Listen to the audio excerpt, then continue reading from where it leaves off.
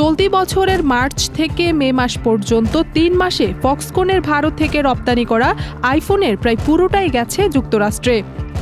এ হার ২০২৪ সালে গড় ৫০% তুলনায় অনেক বেশি। পদক্ষেপটি চীনের উপর আরোপিত যুক্তরাষ্ট্রের উচ্চ শুল্ক এড়াতে অ্যাপলের প্রচেষ্টায় অংশ বলে মনে করছেন বিশেষজ্ঞরা। রয়টার্স জানায়, এবার অ্যাপল ভারতে উৎপাদিত আইফোন রফতানির পুরো পরিকল্পনা সাজিয়েছে একচেটিয়াভাবে মার্কিন বাজারকে কেন্দ্র করে। বান্ডেল থাকলে প্রতি সেনমানিতে টাকা বাঁচবে। বিকাশ সেনমানি বান্ডেল কিনে জিতুন প্রতি লেনদেনে। এর আগে ভারতে উৎপাদিত অ্যাপলের ডিভাইসগুলো নেদারল্যান্ডস, চেক প্রজাতন্ত্র, ব্রিটেন সহ বিভিন্ন দেশে রফতানি হতো।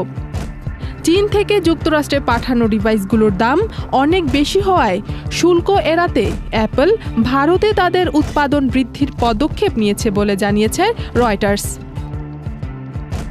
সম্প্রতি মার্কিন প্রেসিডেন্ট ডোনাল্ড ট্রাম্প জানিয়েছেন, যুক্তরাষ্ট্রে পণ্য রফতানিতে চীনকে ৫৫% শুল্কের মুখোমুখি হতে হবে।